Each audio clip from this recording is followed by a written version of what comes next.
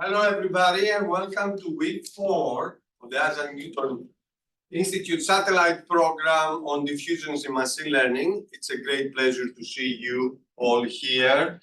As I said, this is our week 4 already. We had an amazing week 1 summer school.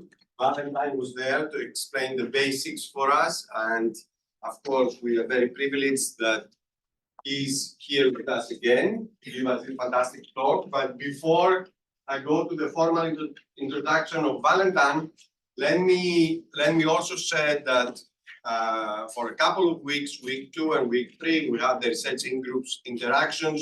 We had some fantastic, again, talks in week 2, more in-depth talks in order to motivate, if you like, these researching groups interactions. And we had this amazing hackathon in Edinburgh, and we're hoping to give you some taste of the things that early career researchers achieved with industry-inspired challenges on Wednesday. Hopefully, we're going to have a presentation, quick presentation from them, but we're going to put also some posters for you to see. And many of these challenges, for example, at the hackathon in Edinburgh were about large language models, hallucinations, and so on. And of course, stochastic non-convex optimization. So we're entering week 4 now, and as I said, we have a fantastic line of speakers. So we're excited to see all these talks. Generative models are making headlines around the world almost every day, and we know the fierce competition between the big tech companies in order to grab this space. Underlying all this, of course, are the mathematical modeling, and diffusion modeling plays a key role. So the idea of this satellite program, sponsored, if you like, or supported by the Isaac Newton Institute, but also supported by the Alan Turing Institute, is to bring people from different walks of science. So it's a truly interdisciplinary program, and to discuss the challenges, but also the key theoretical advances on generative models. So we highlight, for example, the importance of probability of stochastic analysis. I say that because, I come from that field, but we see the crucial role that computational statistics play in all this through. We see the score matching and so on, but of course, computer science and engineering, right? It's amazing what we have empirically achieved. It's a human race, if you like, with generative models so far, right? More and more applications are coming every day. Yesterday, in the middle of the of the fantastic final for the Euro, we could see some of the adverts, one of which was this. I should not advertise it, but anyway, this new software using generative models for a big tech company, right? Highlighting how things will change for us. And now, let me introduce you Valentin De Bortoli. He works now for Google DeepMind. He's Valentin, I was thinking to say you are a rising star, but already you are an established star, I would say, in the world of generative models. Valentin has put a lot of effort. I met him first, and I don't know if you remember, at the Polytechnique, he was starting his PhD or about to start his PhD, and Eric Mullins, he would be joining us during the course of this conference, had invited me at the Polytechnique, and I had the pleasure to see Valentin describing a problem on the whiteboard, no notes at all, for 1.5 hours. And then I thought, okay, he's a strong PhD student, right? I'm expecting a lot from him, and he achieved even more. You will see the kind of breakthroughs that he has in theory when it comes to generative models. And we're here now, and we have the pleasure to follow your talk. Valentin, with my perfect German, pronunciation, I would say Schrodinger Bridge Flow for unpaired data translation. Valentin, the floor is yours. Thank you so much. Thank you, Sacheris. And thank you for the invitation and too nice introduction. So today I'm going to talk about again Schrodinger Bridge, which are my thing in diffusion models. But the work I'm going to talk about is not the usual diffusion Schrodinger Bridge matching talk that I've been giving like the past few months. So this is actually new work. It's not on archive yet. I think we'll put it on archive at the end of the month. Something like that. So it's submitted to notice. And it's so I'm going to dive in a bit more into the detail of what we are doing, etc. But just to give you, so if you're already a little bit familiar with Schrodinger Bridge, this thing is kind of trying to make them more scalable, because if you work with them, you know that it's sometimes kind of not that easy to train compared to diffusion model. And so that was kind of my goal, was to try to kind of remove some of the limitations of Schrodinger Bridge. And by doing that, we found out that there was actually some cool theoretical stuff behind. So that's the goal of my presentation. But of course, I have the mandatory slides. Oh, right there. So, I mean, you don't need them. It's just, you know, diffusion models are everywhere. We're talking about that. Image 3D, video, protein design, audio. Now you're familiar with how everywhere they are. But why is it? Yeah. But what I want to, so diffusion models at the basis are something that is done for generative modeling. So that means that you're going from the Gaussian or like whatever easy sample data distribution, easy sample trial distribution to some kind of data distribution. There has been like, so diffusion models they started in what, 2019, 2020, something like that. Since then, there has been some work to extend them to kind of arbitrary interpolation, right? Because if you look at the basis of diffusion model, like how it's usually explained, or like how it's explained sometimes, is you have a forward process that is going to noise the data, and then you're going to denoise, right? So of course, if you noise the data, that limits the choices of the distribution that you can have as a prior, right? Like, so if you noise with Gaussian noise with dynamic process or one in motion, you can end up with something that is Gaussian. So but that's not a problem for generative modeling, because we like to sample from a Gaussian and then go back to the data. But let's say now I want to do some kind of inverse problem. So that means that I want to go from one data distribution by naught to another data distribution that I equal by 1. In that case, I cannot do that anymore, right? Like, because if I'm going to noise, then I'm going to lose all the information. So there has been quite a lot of work around that, trying to extend basically diffusion models to this setting. And one that I particularly like is well, I mean, there are many words to describe this, but the one I'm going to use is stochastic interpolance. So that's from actually a very nice paper from Alberto Boppi and Van den Eyden that came out last year, I think, or it's called stochastic interpolant, a unifying framework for flow and diffusion, which is the idea is quite simple. Is now like you're going to define some kind of non-Markov interpolation by doing so, like between, so this is a sample from pi naught and this is a sample from pi 1. So this is of course not Markov, right? When you sample something like this, so this is not Gaussian noise, we can put it on now. And then you're going to construct a flow that is Markov, and is going to be able to push pi naught to pi 1. So the kind of trajectory, you know, usually when you see a diffusion model trajectory, it's like going from like I said, this flower, up until something that is pure noise. Here you see that you are actually doing some kind of interpolation between this data distribution and this data distribution. Same thing here. This is just another framework. It's called Denoising Diffusion Bridge Models from Zhu and co-authors. This is from the Stanford team, led by Stefano Herman. And so yeah, so that was one, I think, really neat extension of diffusion model. I will dive into the details of this a little bit later on. But here, the key assumption is that when you do this, again, is that you are in the paired setting. So can everyone see if I write here? I'm going to try. So that means that in your training data set, you can sample from x0 and x1. You can sample it using a coupling. So this would be following the distribution pi naught, and this would be following the distribution pi 1, right?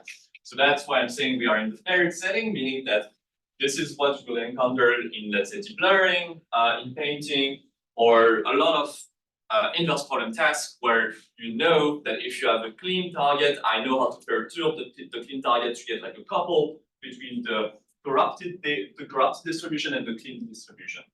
right? So in the way, like then you will be able to sample from the blurry image and go back to the clean image. Okay, so this is the paired setting. The reason for this is because I can sample from some coupling that is given to me at priori. Okay, and my data set is like this couple. So I'm not interested. I mean, I'm interested in that, but not only. What I really want to focus on is unpaired data. So that's where we are starting to talk about optimal transport and Schrodinger Bridge.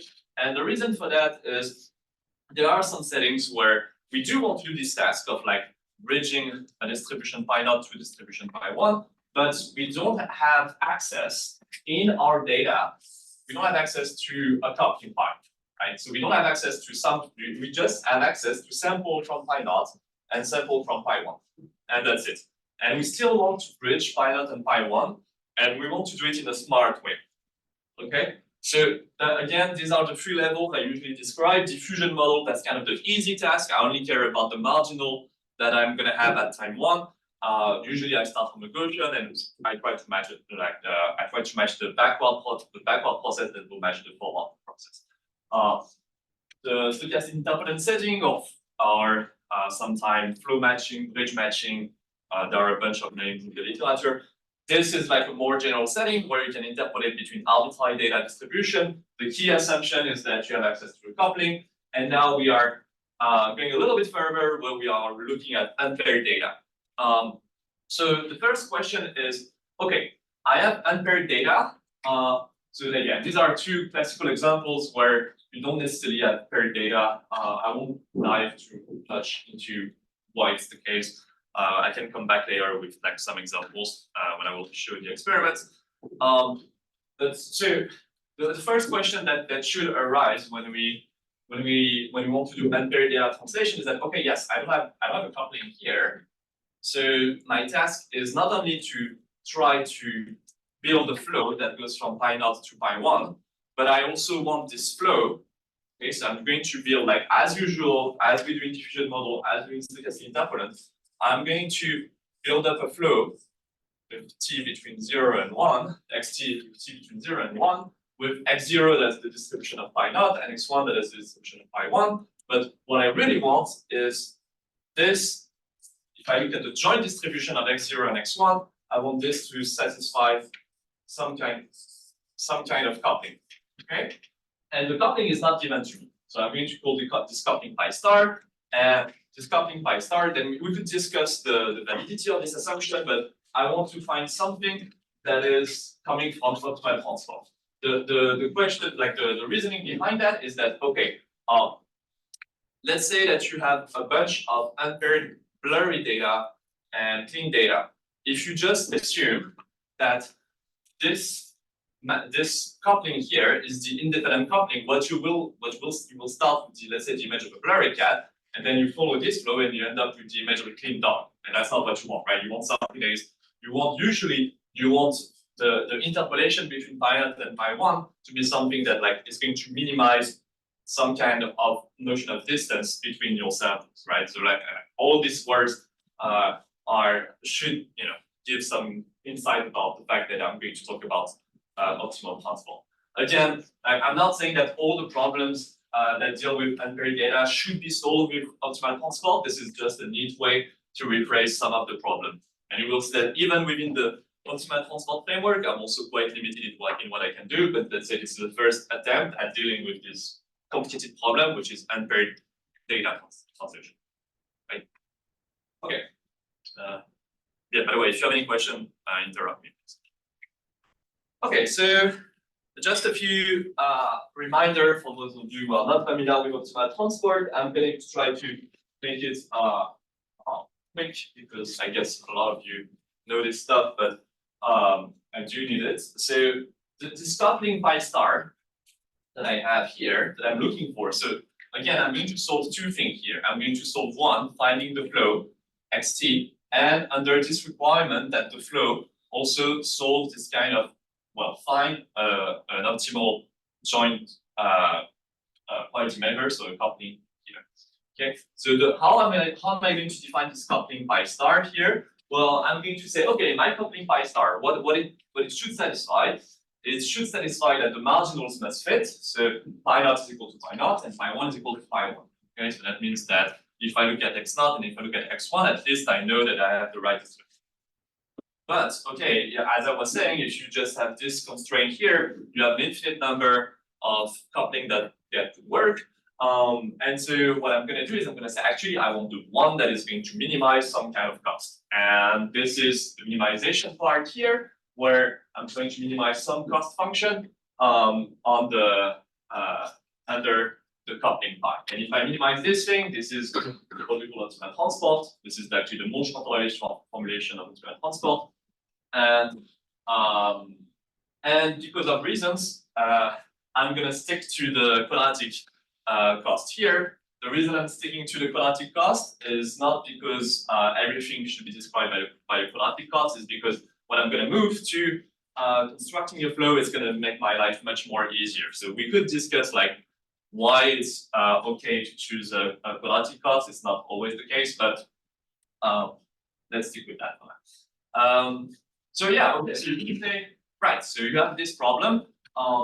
You could just solve this problem, you know, like using whatever, Syncon, well, no, not Syncon, this one, but you could use, like, let's say the Hungarian algorithm or like any kind of algorithm that we know to solve this kind of optimal transport problem. You construct your coupling between pi naught and pi 1. So you find pi star, and then you sample from pi star, and then you use the stochastic interpolation setting that I was talking about before. So that means that you have two stages. You would pair the data first, and then you would solve the flow problem.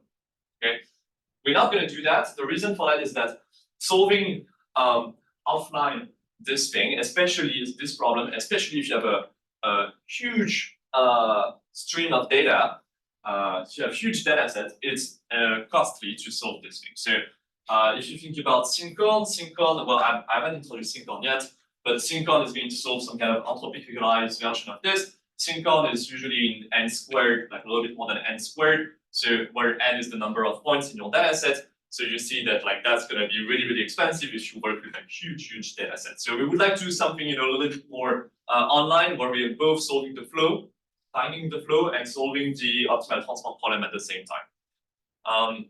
So for that, I'm introducing the one little thing that we need to switch to something that is more amenable to that, which is this kind of entropic regularization.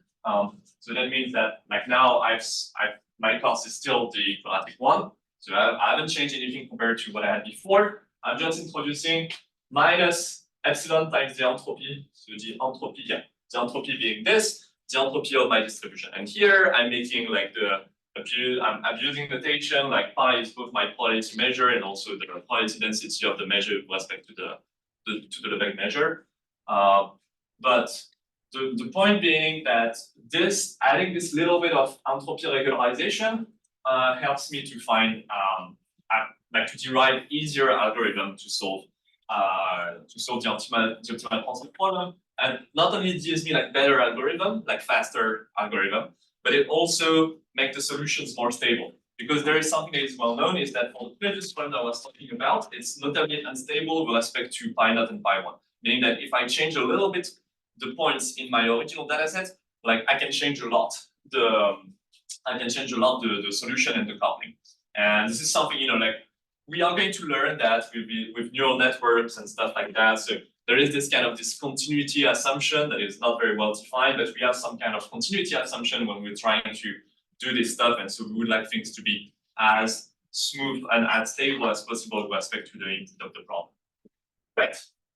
So entropic regularization, so what does it mean? If I put epsilon to 0, I'm back to the classical optimal transport problem. What happens if epsilon is very, very, very big? So if epsilon is very, very big, then I can forget about this. And what I'm doing is like, I'm trying to maximize the entropy of a coupling that has the right marginal. And so in that case, what you recover, it's not that hard to prove, is that pi star is simply going to be the independent coupling. So that means that you sample pi naught and pi 1 independently. So that there is epsilon control this kind of trade-off between like the amount of randomness that you put in the system and the optimal transport. So the optimal transport is like is usually something that could be described with like a deterministic mapping under some kind of assumption. And when you add like some kind of entropy here, you immediately go away from this and you have something that's like a real coupling, so like a real privacy.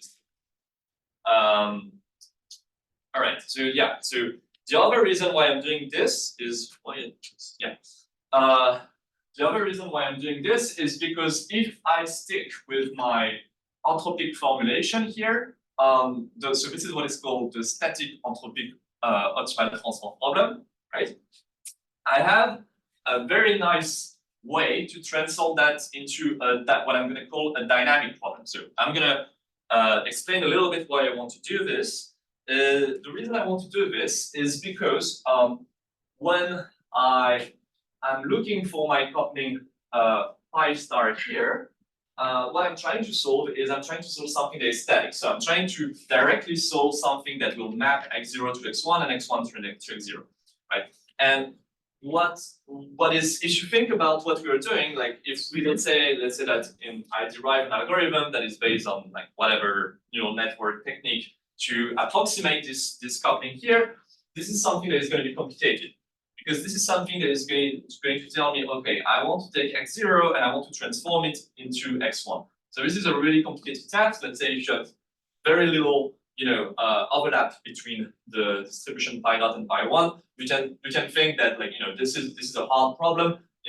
GANs, for example, like if you think about Wasserstein GANs, there were some arguments at some point that they were trying to solve something like this. And so what I mean here is that you're trying to do something in one shot. So you're trying to interpolate between pi naught and pi 1. I mean something that is like one shot. And we know one of the big reasons of why diffusion model works is because they are not trying to model just things in like one go. They are trying to, in fact, models like small increments. So the main point is that if I want to apply the ideas of diffusion models, I need to switch from this static entropic optimal transport problem to something that is more dynamic and something that will give me more, like instead of having to model just the joint distribution, I'm going to enrich the problem so that I'm not modeling just the joint distribution. I'm modeling something that is a bit more than that. And then this thing is actually going to make my learning during like the learning of the neural network and the learning of whatever I will have to learn much easier. So like it seems that we are going from something that is more complex, moving to something that is static to something that is dynamic. But the reason for that is because it will make my life simpler down the line. Okay, that's the main reason. Okay, so what is the dynamic? So I'm switching to dynamic entropic optimal transport. This is sometimes called the Schrodinger Bridge. The reason it's called the Schrodinger Bridge is because it was first found by Schrodinger for statistical physics reasons in 1932. And like with modern notation, this is how you would write this thing. So what is this thing?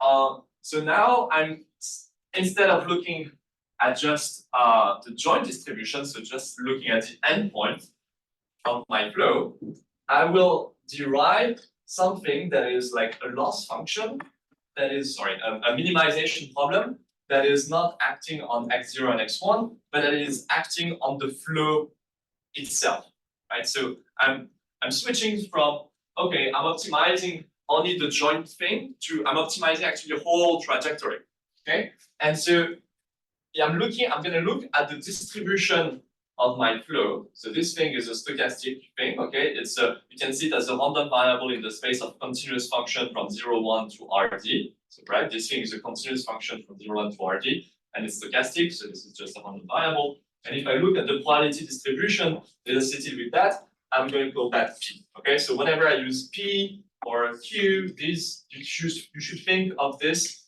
as distribution over processes. Okay. So this is sometimes called a path measure. So there is Christian Léonard in France has done like an amazing work about describing stuff in terms of path measure. So you should check his paper. And yeah, and so the main point is that if you solve this problem here, so if you find the path measure that minimize this thing. So that means that you're going, like when you think about P, you should want to think about quality measure on the space of continuous function from 0, 1 to RD. You think of the distribution of a process, okay? That's gonna be almost equivalent for me.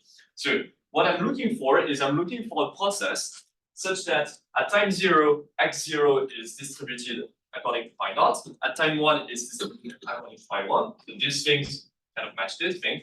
The one thing that is going to change is that, okay, now this loss function here, I can actually write it as a Kullback-Leibler divergence between P and Q, where Q is what I call a reference measure. Okay, just to remind one, the Kullback-Leibler divergence between P and Q is going to be the integral of log dP dq integrated with respect to dP. Yeah, right.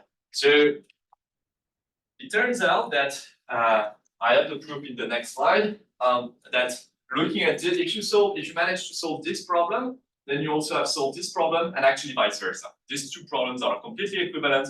This is just a this is well known.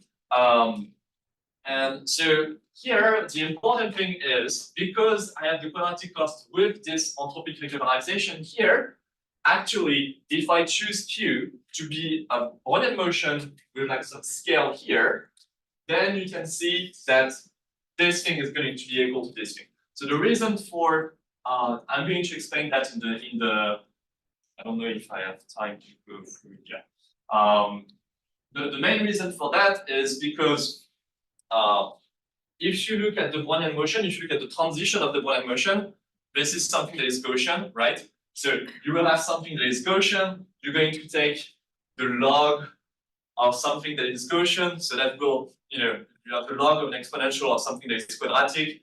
That will make you up like some kind of quadratic cost here. And then if you look at what is happening here, this is related to the scale that is here. Okay, so I do have the math on the next slide. I'm gonna skip them because otherwise I'm gonna be too long. But yeah, so we can go back on that later. But yeah, the main point that I have is that if I go back to this thing, is that these two problems, that's the main point I want to emphasize here. These two problems are somehow equivalent. Okay, so they are equivalent. And so now, in order to solve, like remember, I want to solve like unpaired data translation. I'm doing optimal transport for that. And what I'm going to do is I'm instead going to solve this dynamic optimal transport problem that is called the Schrodinger Bridge. Okay, so that's my main point. Is there any questions so far? Good.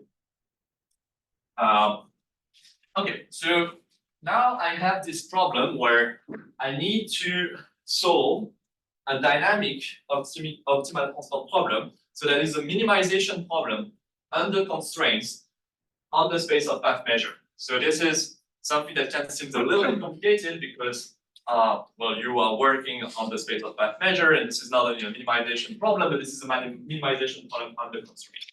So seems hard to solve this thing, but it turns out that the problem is so constrained that in fact it can be described with like a bunch of like you can just describe it in terms of something that is going to satisfy just 4 constraints. So this is the point I'm making here. That is, if you find a distribution that is going to satisfy these four conditions, the only thing that you can have is the Schrodinger Bridge. Okay, so that's something that is particularly nice, is that instead of having to solve the minimization problem, I'm just looking for a path measure that satisfies this, and this. So these first 2 conditions are the one that were appearing before. Then that just means I want to find a process such that it has the right distribution at time 0 and the right distribution at time 1. Okay, so that is like that just means that my path measure or like my process has the right distribution like at both endpoints. Okay, so these 2 are like really understandable. The third one, sorry, just means that my distribution is Markov. So that means that that is something that I actually want from a modeling point of view as well. It's something that is very desirable because that means that if I start from pi naught, I'm not going to rely on information on the future to like I could just unroll my trajectory without any need for information from the future. So if this one like easy to understand. The last one being in the reciprocal class, that is something that is a little bit maybe that is the one notion of quality that is maybe not super well known, and I'm just going to explain what it means. So the reciprocal class just means that if you have a path measure, so let's say I have Q. Q is my scaled one in motion. Okay, Q is my scaled one in motion. What it means to be in the reciprocal class of Q. So I'm just going to write down P is in RQ. So this is the reciprocal class of Q. I'm in the reciprocal class of Q if the bridge measure of P is the same as Q. That means that if I give myself 2 points x0 and x1, and I try to fill in between using the bridge measure that's associated with P, so that is the path measure condition on both endpoints, right? So I have the distribution on process and I condition on what happens at both points. If I condition on that, then this measure here, this bridge measure cannot be distinguished from this thing. So being in the reciprocal class of Q, that just means that if I condition my process on both endpoints, I have something that is a one-end bridge. So these things tell me, because Q, remember that Q was a scaled one-end motion, right? So when you do the bridge of a one-end motion, that's a one-end bridge. So just to summarize again, if you want to find the Schrodinger bridge, what you can show is that finding the Schrodinger bridge is equivalent to finding a measure that has the right marginal, that is Markov, and that is in the reciprocal class. And if you satisfy this full condition, you are ensured to have solved the dynamic problem, so you have solved the static problem, and so you're happy. Okay. So again, I hope these three should be familiar to everyone. This one again, the reciprocal class, I'm just going to emphasize what it means. It just means that if I were to sample x0 and x1 from P, and then if I look at the bridge measure that I have, okay, given that, then I cannot distinguish the bridge measure here from the one-end bridge measure. Okay, so that's actually this property, the fact that you cannot distinguish the bridge of P from the bridge of Q, is what helps you to go back from static to dynamic. Okay, because going from dynamic to static is easy because dynamic is a harder problem, so you can go back to static. But actually, if you solve the static problem, you know how to sample x0 and x1. And because you know that in between you just need to fill with a one-end bridge, actually you can go back to dynamic as well. So that's how you do the link between the two. Yeah. So okay. So now that we know this, there are plenty of algorithms that you could derive from that. And so most of my work for the past years has been to try to find algorithms that basically are going to say, okay, I'm gonna start with some path measure, and then I'm going to try to project on these sets here. So I'm going to try to project my path measure on this set, and then by projecting alternatively on this set, I hope that I will find the Schrodinger bridge. So one way to project is, let's say that you start with a measure. Let's imagine that you start with you initialize your algorithm with a path measure that starts at pi naught, and then follows a one-end motion. Okay, so then because you start at pi naught, you satisfy this. Because you follow a one-end motion, of course you are Markov, and because you are a one-end motion, of course you are in your own reciprocal class. So you satisfy 1, 2, and 3. But of course, if you start at pi naught and you follow a one-end motion, you're not going to be at pi 1, right? So that's the thing for missing this concept. So you start from this path measure, and then you're going to project your path measure on the space of path measure that satisfies this. And it turns out that when you do this projection, so you satisfy this, and this, and then you project on the space that satisfies this. what is going to happen is that, of course, you're not going to satisfy the fact that the initial condition is correct, but you're still going to preserve these two properties. So that's something that is quite nice. So when you start with a flat measure that satisfies all these three, then you can alternate projection on these two, and these two things are always going to be satisfied. So instead of having to project on 4 sets, you only project on 2 sets, and then you can show that basically what you're going to do is that you're going to be closer when you do the alternate projection. You're going to get closer and closer and closer, and you're going to find in infinite time, you will find the Schrodinger bridge. By the way, if you do this algorithm, this is in fact just a rewriting of the CycleGAN algorithm. Okay, so for those of you who are familiar with the CycleGAN algorithm, this is actually what you do. When you update the CycleGAN potential, this is only, like changing which marginals are correct. And you always, the thing is that with CycleGAN, since you are working with the static formulation, you never care about the Markov property in the reciprocal one, because these are things that are defined on path. But actually, the fact that you have CycleGAN potential is equivalent to the fact that the associated path measure is Markov on this one. Anyway, so that's one possible algorithm. But 2 years ago, we had another idea. We're like, okay, why not? Well, why not do something else? What if we started from some measure that satisfied this, and this? So we start from a measure that has the right distribution at time 0, a right distribution at time 1, and that is in the reciprocal class, but that is not Markov. And then, instead of doing the alternate projection on this and this and this and this, we're going to do the alternate projection on this, this, and this, and this, and this. And I'm going to explain what I mean by projection here, because it's not easy to see, okay, now I need to project my path measure on the space of Markov measure and the space of reciprocal measure. So it seems a bit weird to do that. It turns out it's really doable. And the nice thing is that if you do this alternate projection, every time you do the projection, you also keep that satisfied. So if you started from something that satisfies this and this, then you're going to preserve these properties, and you're just going to do the alternate projection here. So the algorithm, this other algorithm, you can see, it's kind of like the adjoint of the algorithm I was talking about before. So the first algorithm I was talking about, the one that is related to CycleGAN, we call that sometimes the IPF, so iterative proportional fitting, that is related to CycleGAN. The other one that I'm talking about, where you don't do the projection on the marginal, but you do the projection on Markov processes and reciprocal processes, we call that, because we couldn't find that in the literature anywhere, so we came up with the name IMF, for iterative Markovian fitting.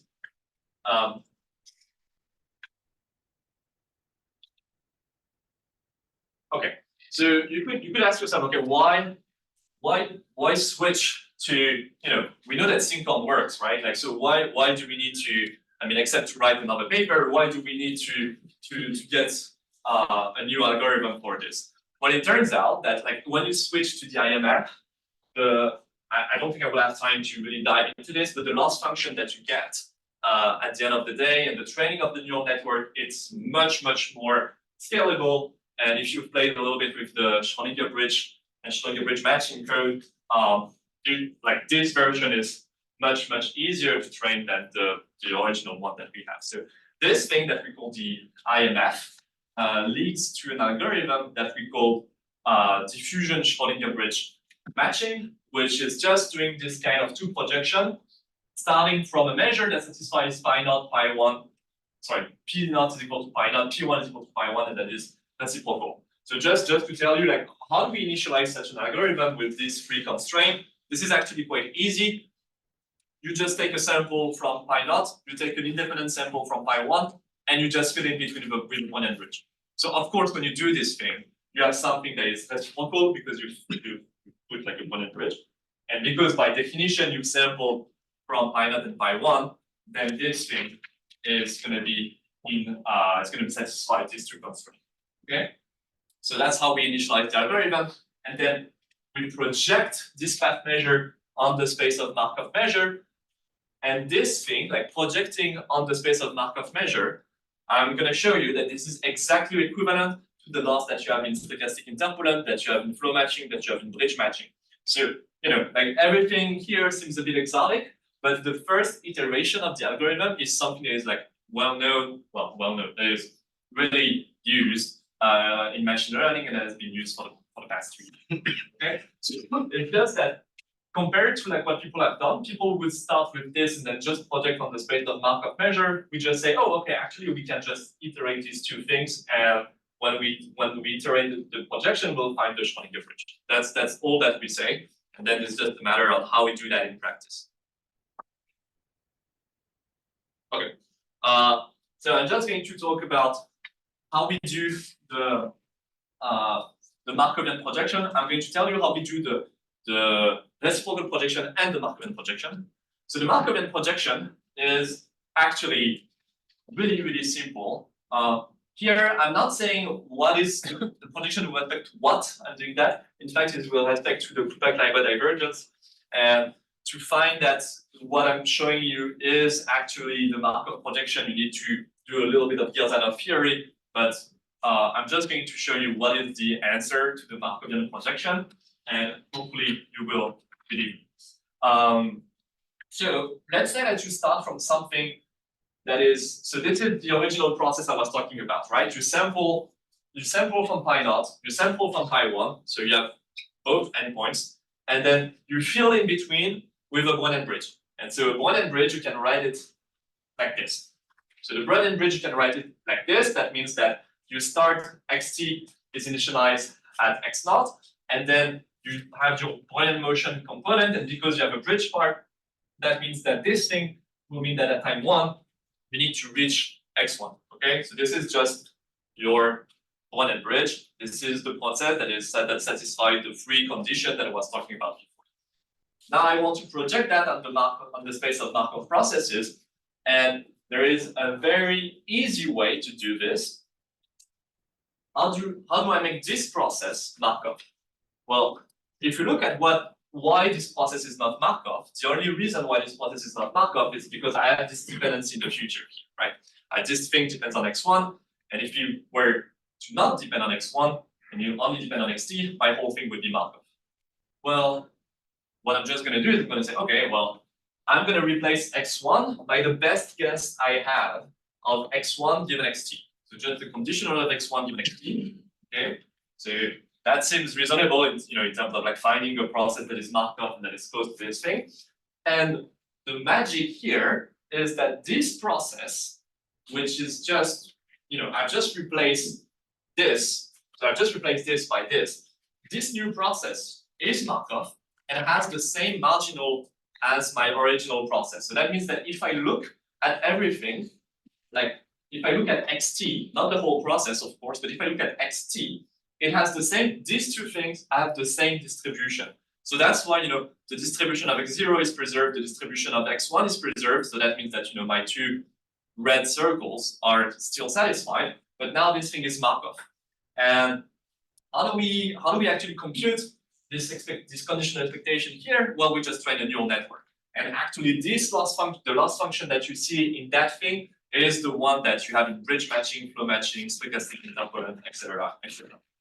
Okay, so I can write down exactly what is the loss here. So you will just have a neural network that will try, given t and xt, so x hat will try to predict x1, and this is your loss function. I don't know if people can see, but this is the loss function that you're going to use. So this thing is going to approximate the conditional expectation. If you minimize this thing, you will approximate the conditional expectation, and then you just plug that back in. Okay, so here you have the training of 1 neural network. Okay. Actually, you could derive other loss function here. I'm just keeping it simple, but like there are a bunch of things that.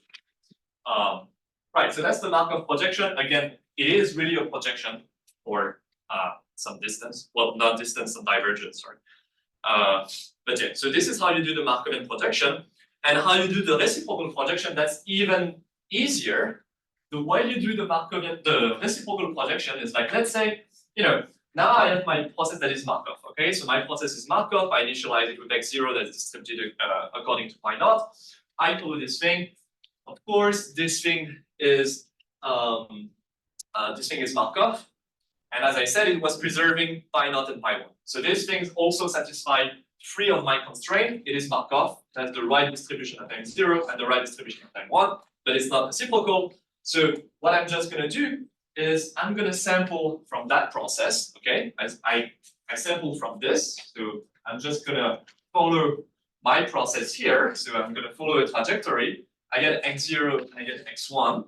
Okay, I get x0 and x1. Then what I do is I have my x0 and x1. I'm going to drop the trajectory, and I'm just going to fill in between with a one-end bridge. Because of course, if I fill in between with a one-end bridge, then I'm ensured to have something that is in the reciprocal class, right? Because that was my original point. Like you are in the reciprocal class if the bridge measure is the one-end bridge measure. Okay, so this thing, like the reciprocal projection, you have 0 neural network to train. It's just telling you, okay, sample from x0, then follow your trajectory, get x1. We know that x0 and x1 have the right distribution. Drop everything in between, plug your one-end bridge in this thing. Okay, so that is how we do the reciprocal projection. Again, the reciprocal projection also is really a projection with respect to the same divergence as I was talking about before. Yes? What makes this easier to train now? Because you still have to run the neural network for the reciprocal projection, right? Yes, yes, yes. So compared to the Schrodinger Bridge Matching, it's not sample free. So that means that indeed, like this is replaced by your. So you still need to run something that depends on your neural network. So you don't gain anything here. Your process is still iterative, meaning that you need to train your neural network back and forth. The one thing that is easier is in the loss function. If you look at the loss function that we had in the diffusion Schrodinger Bridge paper, what we're trying to do is we're trying to approximate the drift on like small, on like between t and s, with t and t plus delta t. We're trying to approximate that. And so we have a loss function that are actually like a huge variance, whereas this one is like much closer to the one that you have in flow matching, bridge matching. So this one is much more scalable if you look at just the variance of the loss function. And when you look at how things are going to train, like these things, you can actually train it without like resort to like a bunch of machine learning tricks. That's more like in the loss function than in the process itself. Any other question? Right. So okay, so I've described the projection I was talking about. So now, like an algorithm that you can think of is that you start from pi naught, which is p naught, which is pi naught, pi 1, and then here you fill. Sorry, this is a Q. You fill in between with a one-end bridge. So that was the initialization I was talking about before, and then you define P1, which is going to be the Markovian projection of P naught, and then P2, which is the projection of the reciprocal class of P1, etc., etc., etc., etc. And then you can show that, like, if you look at this sequence of path measure, this thing will converge to the Schrodinger bridge. Okay, right. So this is the Markovian projection, this is the reciprocal projection, and then you can add all of this. Okay. So this is what we did in 2023. This is called diffusion Schrodinger Bridge Matching. It works well, but one of the issue that we have with this is that this requires training a full neural network. So you're going to train a full neural network here, then you're going to retrain a neural network here, then a neural network here, then a neural network here. So like the process is like quite involved, you know, and you're like, okay, can we do something that it would be simpler here, which would just be like some kind of online procedure where you just do these two things at the same time somehow. And this is what we were trying to do. And like you could implement something like that in practice, you see that it works. But like is there some kind of theory behind that? And it turns out that the answer is yes. And the answer is in this thing that I call the Schrodinger Bridge Flow, for which I don't have a lot of theory behind, but I find it like quite cute. So now what you can define is, I think this thing is the easiest thing to look at. So let's say you start this would be like your this is your one-end motion. So like what am I saying here? Yeah. So you're gonna start with a distribution that is in the reciprocal class. So this is your pi naught here. So this is your p naught here. So this thing is in the reciprocal class. Then you project this thing on the Markov process, then back on the reciprocal, tack, tack, tack, tack, tack, tack, and then you're gonna find the intersection point here. That is the Schrodinger bridge, right? That's what I just described. Instead, what I'm finding here is I'm finding a trajectory that is actually following some kind of flow here, where I don't need to do the full optimization at each step.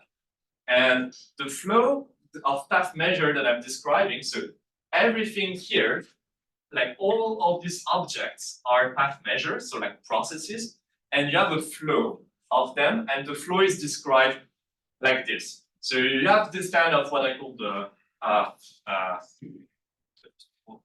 you have this kind of sequence that I call, well, this flow pi hat, and it's indexed by s, and you see that like this thing, and you're just going to consider this object where this is the reciprocal projection and this is the Markov projection, and you're just trying to find, trying to follow this flow. It turns out that if you follow this flow, you see that you have only one fixed point, because if this thing is equal to 0, like you have no variation, then you have a process that is going to be like Markov. You can show that it's also, well, there's going to be reciprocal. You can show that it's also going to be Markov. And you can see that it's really easy to see that the only fixed point of this flow is the Schrodinger bridge. So that's one nice thing. And if you discretize now, like, you have a flow, you discretize the flow, right? Of course. If you discretize this flow, well, what you end up with is like like that. I think the sign. Yeah, sorry. I think the sign should be, there should be a minus here and a plus here. Apologies for that. Yeah. Sorry. Like the sign are wrong. Sorry. So this is with a plus and there is a minus here. If you discretize this flow, this is, with a parameter alpha, this is what you're gonna recover. And the interesting thing is that, now you have a choice of like, what is the discretization step that you can choose for this thing. If you choose alpha equal to 1, then this thing cancel, and here you just have projection. And so what you end up with is that this process here, you recover the iterative Markovian fitting that I was talking about before. Okay, so what I'm saying is that this iterative Markovian fitting that I was talking about before can be seen as some kind of discretization with a parameter equal 1 of this flow, well, minus this flow, sorry, that I had introduced before. But now, you have like other choices for designing this stuff. And it turns out that if you choose alpha to be very, very small, then you get like better algorithm. And actually one algorithm that you get is the following. So what you can do, so this is where I'm going to be,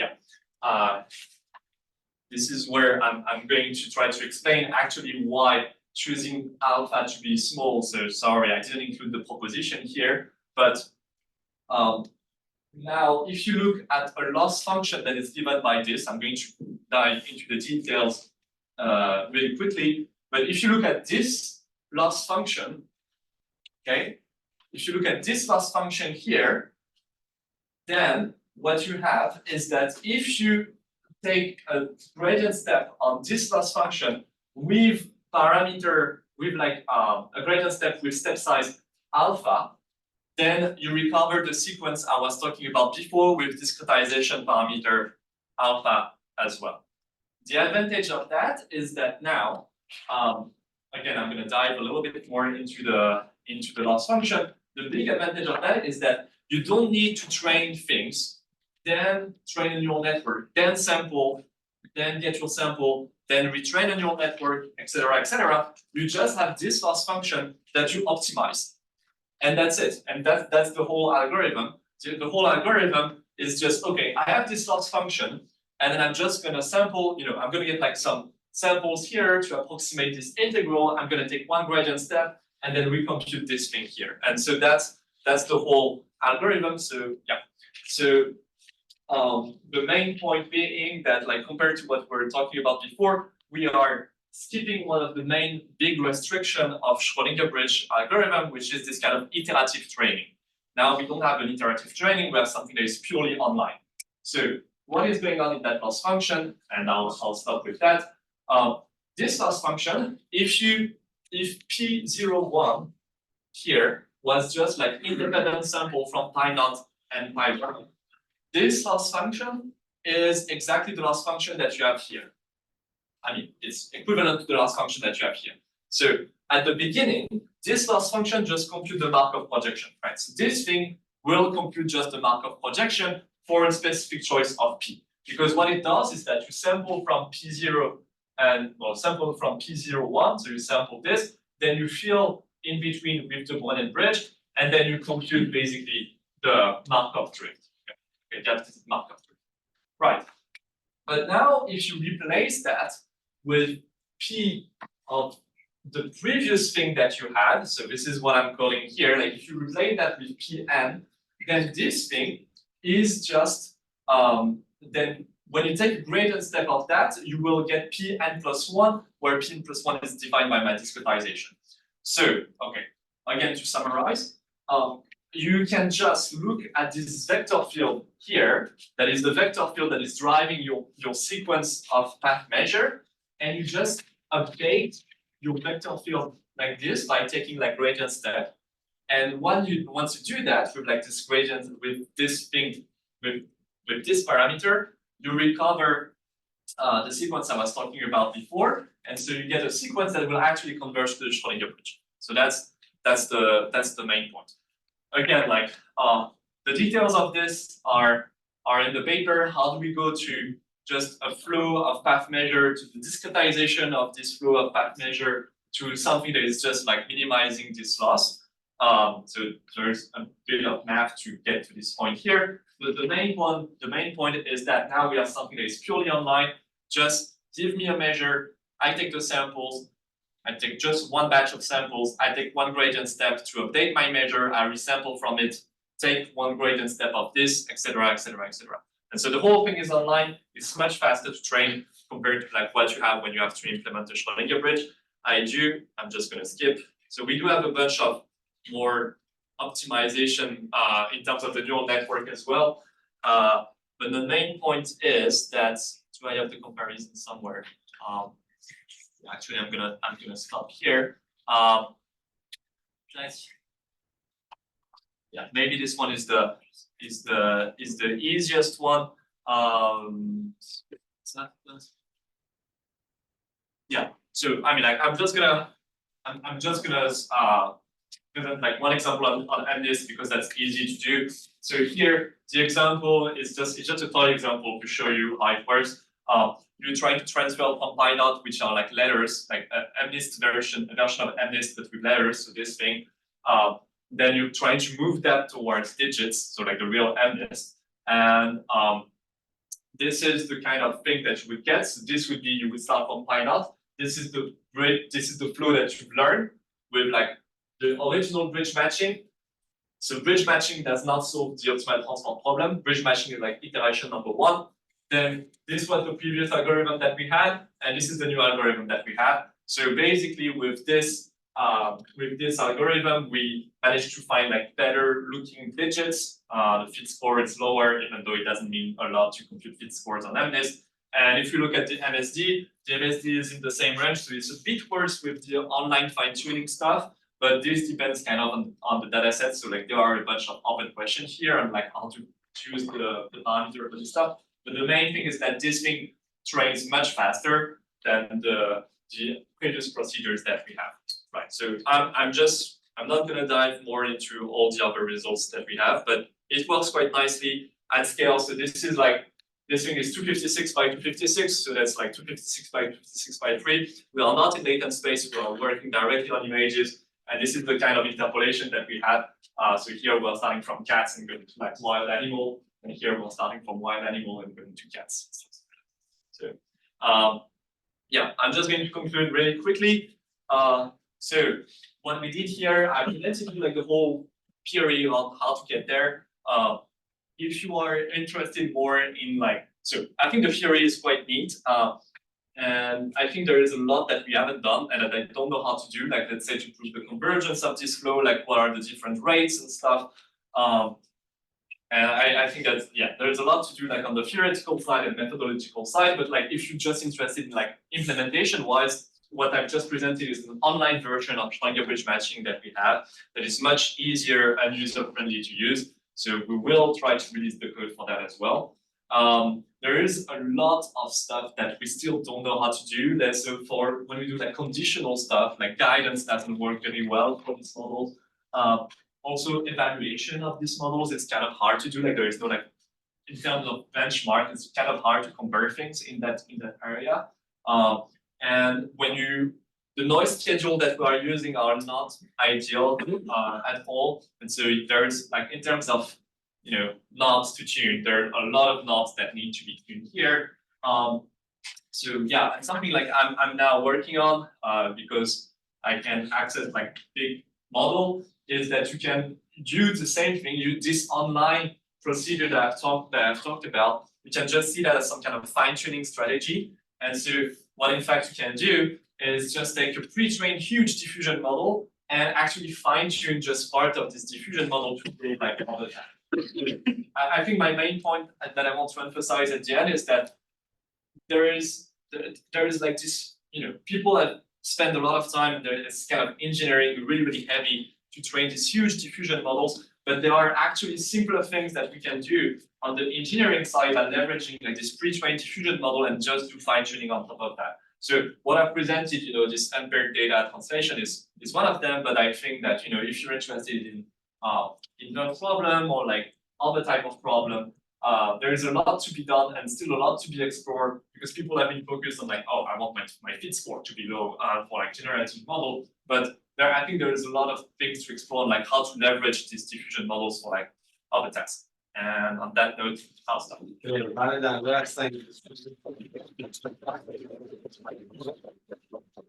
Exciting progress, I guess, and of course, I have to admit at this point, Valentine, we didn't grab the opportunity to have an in-depth talk on this during week 2. There are many lovely questions there, I guess, for us to explore. But here we are. Perhaps we have time for one quick question because we are overrunning now. Yazid, would you like to start? Would you like to have a microphone? No, I'm raising my voice because there's a microphone here as well, and it's okay. But want to record your question, better to use a microphone. Is it working? No, it's not. It's not working. Can you hear me? Yeah. Okay. Thank you very much, Valentin, for the talk. Very clear. Thank you. Thank you very much. So I just have one question regarding the loss at the end. So when you sample, you always sample in the same direction. You always start at x0 and then. So here, yeah. So here, because I want to keep things simple, I'm just showing in one direction. But actually, we do the same trick where we normally, what I didn't talk at all about that, but like you would have like the second part of the loss, and you have the forward and backward. Yes. Putting the forward on the backward and the backward on the forward. And so you have you use the same network? Yes. So that's the thing that we do. So like, yeah, so this is this thing here. So you would have to model like this 2 vector field, right? So what we are doing instead, we have like one bi-directional network. So that was the other improvement that we have, where we're just using like we just put this as another kind of conditioning. We tried a lot of different conditioning, and yeah. Okay, great. Okay, thank you very much. That answered the question. Information here, it was obvious, especially when it comes to Markov projection. So let us say Valentine again.